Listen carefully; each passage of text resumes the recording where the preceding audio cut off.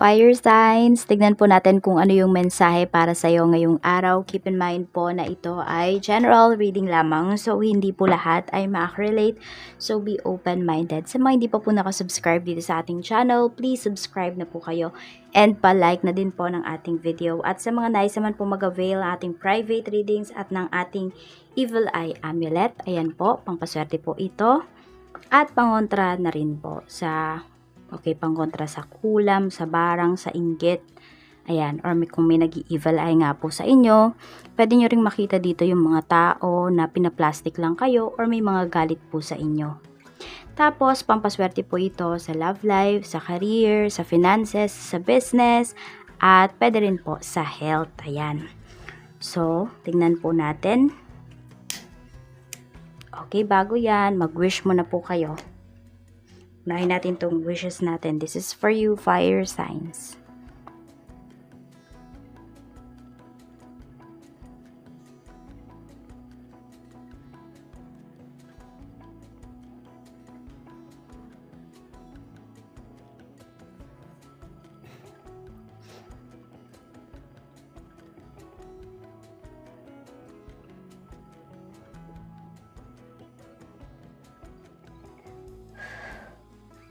Okay, proceed na po tayo sa ating reading.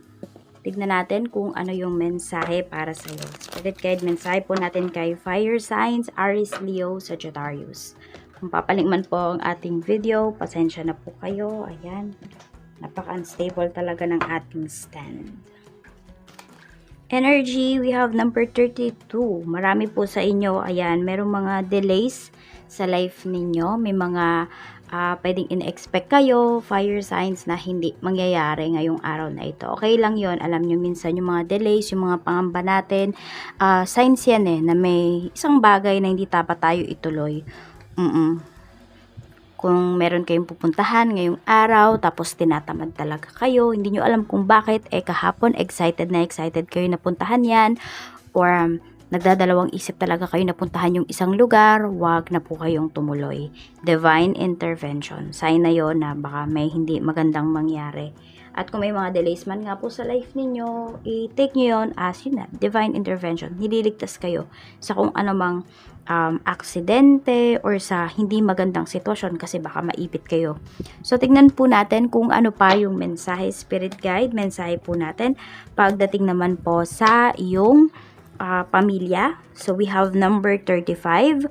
Okay, yung iba sa inyo, okay, meron kayong mga, dito may nai-stress yung iba sa inyo, nai-stress kayo sa family members po ninyo. We have number 3. May usapang bahay po dito. So, may involved na bahay talaga.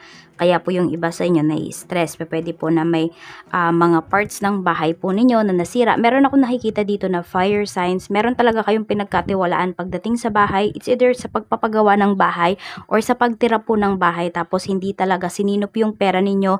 Hindi inalagaan yung bahay. So nai-stress kayo doon kasi alam niyo na hindi naman ganun biro. Kitain yung pera. At malaki na rin po yung labas mo ditong pera. Pero it's either hindi pa talaga siya fully finished, ganyan, or fully furnished.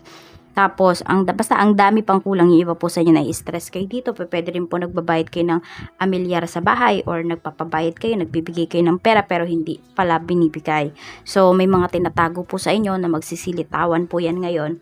At yun nga, medyo may stress kayo. Pagdating naman sa kaibigan, we have number 22. Tignan natin, ano ba tong nililihim ng kaibigan mo? We have extra joker. Okay, so, we have number 31. So, meron ditong mga kaibigan, fire signs na maaaring mag-aalis, maaaring magta-travel, tapos hindi ka nila in-invite. Or it's either, more on kasi hindi ka talaga nila in-invite. Yun yung nakikita ko dito. Hindi dahil sa nakalimutan ka nila. Kasi walang kaibigan na gano'n na makakalimutan kang i-invite. Okay, so maaaring yung mga taong to, kung sino man itong mga kaibigan mo, hindi ka talaga nila in-invite. Okay? So, masasabi natin na pwedeng hindi mo talaga sila tunay na kaibigan. Kasi dyan pa lang, di ba, nagpapakita na sila. Sabihin natin, yung iba sa inyo, fire signs, kahit tatanggi kayo, di ba, dapat invite pa rin nila kayo as courtesy. Tingnan natin pagdating naman po sa, ayan, pagdating naman sa iyong, pero actually, This one naman kasi hindi naman pala siya sobrang negative. Yung iba po sa inyo maaring may bibisita sa'yo na kaibigan ngayong araw. So yan, baka surprise niyan sa'yo. Sa love life niya naman po, we have 46. So some of you are LDR. Ayan. So kailangan lang daw mag-trust daw po kayo sa person po ninyo. Ganito lang yan. Kung wala kayong trust sa isang tao, sa karelasyon ninyo, wala kayong peace of mind, alisan nyo na yung relationship na yun. Madaling sabihin, di ba? Pero mahirap talaga yung gawin. Pero bakit pa kayo mag-i-stay sa isang relasyon na wala pala kayong trust dun sa person ninyo? Ibig sabihin kasi, di ba minsan pag wala kang trust sa kanya, ibig sabihin parang hindi mo nire-respeto yung mga decisions ng person mo. So, mahirap kasi yung ganun. Minsan nga kahit walang love, basta nandun yung respect, yung loyalty sa relationship, mag-work out yan. Yung respect, yung trust, yung loyalty. Pero kung wala yung mga bagay na yon, kahit mahal na mahal mo pa yung isang tao, mapapagod at mapapagod ka. At maaaring hindi talaga yun mag-work out. Magiging toxic ba yung ano ninyo, yung energy ninyo sa isa't isa.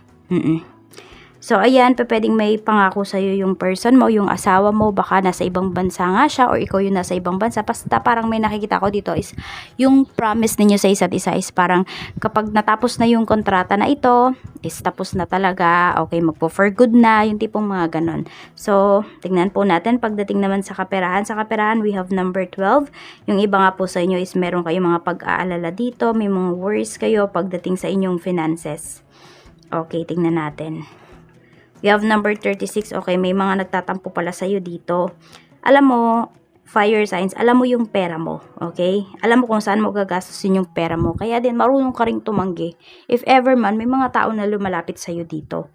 Kasi sabi ko nga, alam mo kung paano paghirapan yung pera. Kaya ngayon naman dito, nandun din talaga na kung meron po kayong mga anak, sa mga anak nyo po talaga yan nilalaan. So parang okay lang kahit na may magtampo sa'yo, basta wag lang yung mga anak mo. Diba? Yan o. Kasi sila yung priority mo ngayon. Kung hindi man po ito mga anak mo, family mo, or sarili mo. Yan. Unahin nyo po yung inyong sarili. O, meron kasi talaga magtatampo sa'yo dito. Mukhang lalapitan ka niya at hindi mo siya mapapahiram. At pagdating naman po sa career we have number 16. Ayan. So, pwede po na kung may inaayos nga po kayo ng mga papeles pagdating sa inyong career, pwedeng ma-receive nyo yun, pero pwedeng malate siya ng 1 to 6 days. Yung inyo pong mga hinihintay. Or kunwari expect ng iba sa inyo, baka nasa ship kayo. Ano ba yun? Yung parang pupunta kayo dun sa isang lugar na yun or sa ibang bansa na yun. Up to dapat ganitong day 6, dapat nandoon na kayo, nakababa na kayo, gano'n, nag-explore na kayo, nag-enjoy na kayo, namamasyal na kayo, pero hindi yan, pwedeng abutin pa siya ng ilang days pa, pwedeng ilang days pa yung delay.